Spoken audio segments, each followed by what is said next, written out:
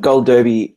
I'm Rob Licuria. I'm here with Amanda Spears, and we're here to talk about episode 6 of Outlander season 3. This is a big one. Malcolm, the one that everyone's been waiting for, the print shop, the reunion between our two lovers who have been separated by time and space. Amanda, your initial reaction to this episode? Did he shit himself or piss himself? I don't know if they didn't clarify that or if they just, I missed it. I think they glossed over that. They glossed over that. They were focusing on the romance. And I'm sorry. He had an extra pair of pants at work. I'm like, what would you have done? Because I probably would have not fainted, but I probably would have thrown up or something very visceral like that. I might have been in shock. I would hope shock. Yeah. But I did just bravo real quick to the main title people for working the print shop into the written and directed by. I love things like that. And it was so well done. And I know that's not what this is about, but we should just tip our hats to the people. But that gives you a little hint then that, okay, so the people who make this series are telling us this is a special one. And people who have read the books will tell us this is a special one. We're talking about the print shop for months, like 2 years almost. We've been talking about this print shop scene, how good it was going to be. And for me, it didn't really disappoint because we got to see the first perspective in the previous episode. And then this episode, we got to rewind a little and see it from Jamie's perspective. And he's just going through the day. He's doing his thing. Is he married? Who is that woman? I actually don't know. So that's a good question. But, but he's busy and he's got a great life. And then he turns around and there she is. Like, it's really just that simple.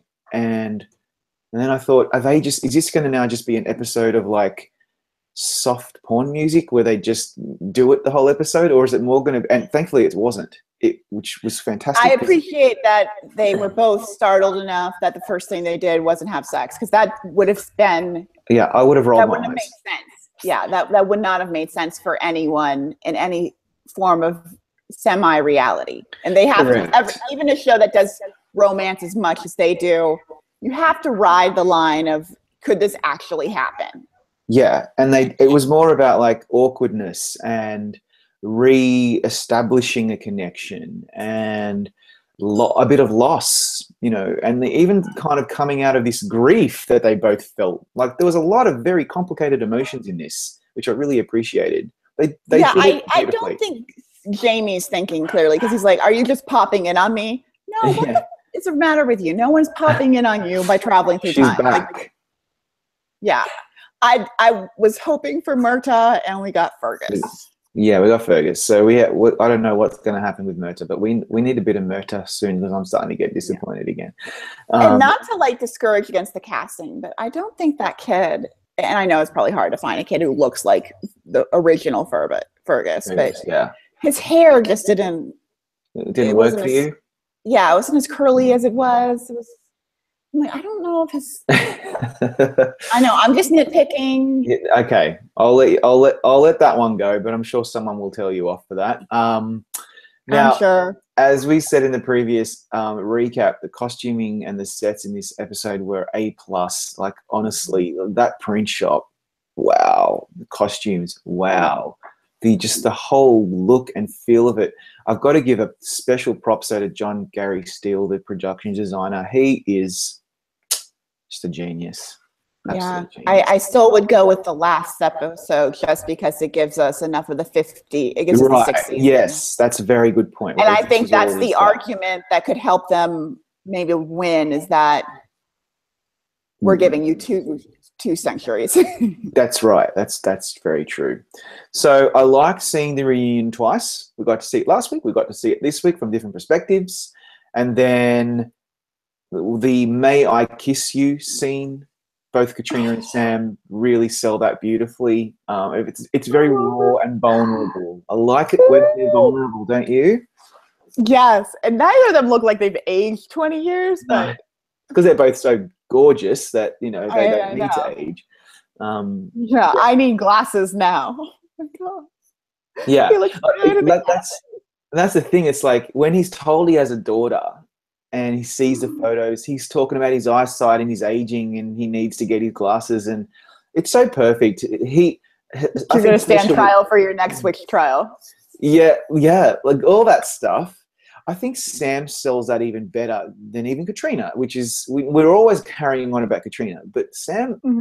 He shows that Jamie's a very multifaceted character, and he has a lot of depth. All of that. Why would you bring a photo of your daughter in a bikini? I know, oh my God. But I mean, at the beach, and for him, that was crazy. I thought he did really well in that, and I really love that the Jamie character when he is like that, when he is a bit more vulnerable or not in control, and he wasn't completely comprehending what the hell he was looking at. And I think anyone from that time period would feel the same way. And I thought that was all really, really great stuff. And then they go to the whorehouse where he's been sleeping. And that was, so Claire is not totally comfortable. So again, there's a little bit of conflict. Kidding. Yeah, no kidding. But at least she wasn't just going with it blindly, because she's back in the where she wants to be and with who she wants to be with, and so anything goes. It wasn't that at all. So she's like, "Well, this is not great. What have you been doing?" And so I think that's good. That's reality. I need it to be more grounded in reality, this show. When it's not, is when my mind starts wandering, and I want to be more. So I like that. I think it's really good. Yeah, and I like that she knew he was up to something, because it's like most men get a little soft. Yeah, what have you been doing? You're running a print shop, so what's going on here? Yeah.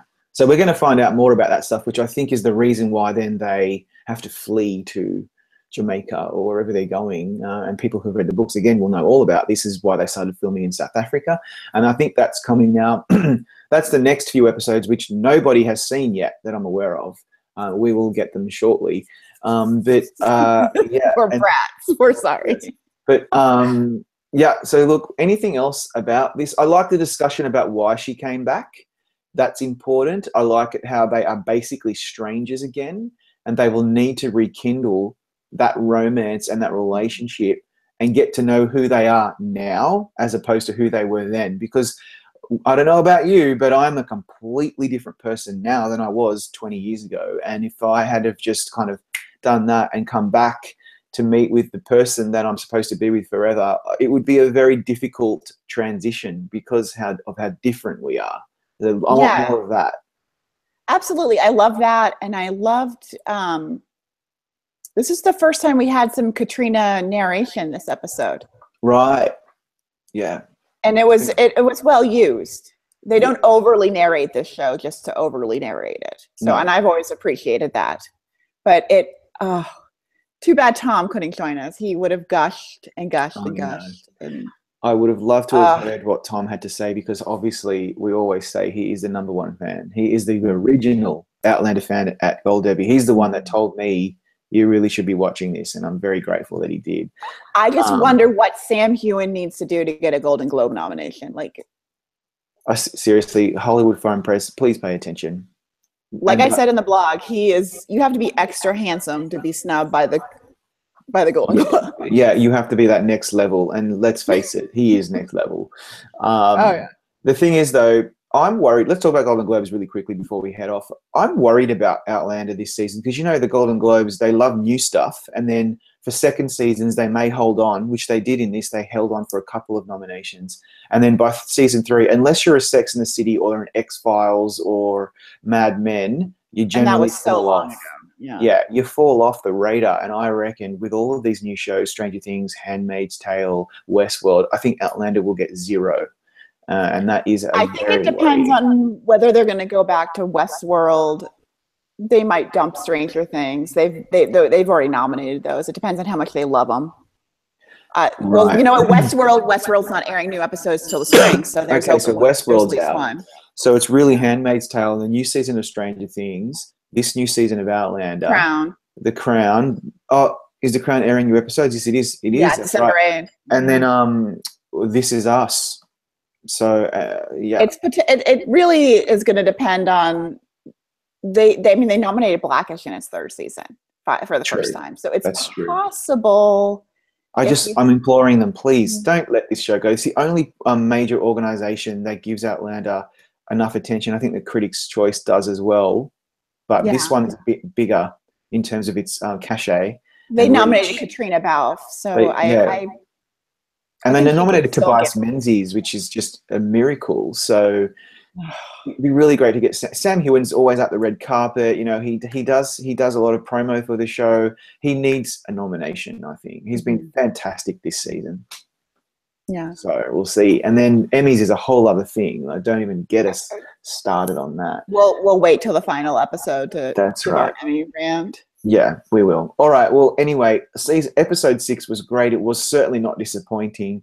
I'm really looking forward to more of these two people rekindling their relationship. Yeah. And their relationship is always, even when they're not a couple, been what I've loved about it. Yeah. It's the driving force of this show. It's ultimately what the fans care about most. And I'm glad that they're back together, and we have so much to look forward to. 6 episodes was enough apart. Yeah, absolutely. It was kind of perfect, I think. Like, if any longer, and I would have been really, really impatiently frustrated, and any less, and I would have said it wasn't enough of a build-up. So yeah, absolutely. I think it was frustrating just enough. Just enough, and you need to be slightly frustrated for the build-up to actually have the payoff. I do love that Outlander. We didn't talk about this last week, but Outlander didn't have Claire hook up with the male doctor in her practice. Love that. I love that because it made sense that they weren't together. Yeah, she really stayed faithful to Jamie the whole time, because I think deep down knew she was going to end up back there, whereas Jamie, maybe because of the way he thinks, and maybe he's not as sophisticated in terms of logistics and how she was going to ever get back there, that he was ready to move on with his life, and he had a child with Geneva, and he's been doing his own thing, and he's a guy. Yeah. Okay. All right. Fair enough. I'll give you that. Sorry. It's a bit more simple. We can't do too many things at once. It's like this.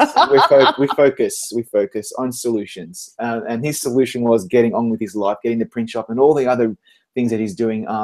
Behind the scenes that are eventually going to get him into trouble. So yeah, let's see what happens. We've got heaps to look forward to. Thanks so much, Amanda, for joining me. And everybody, please comment, stay with Gold Derby. We have heaps of Outlander coverage. It's Outlander all over Gold Derby, because we love it. And we'll see what happens in episode 7. Thanks a lot.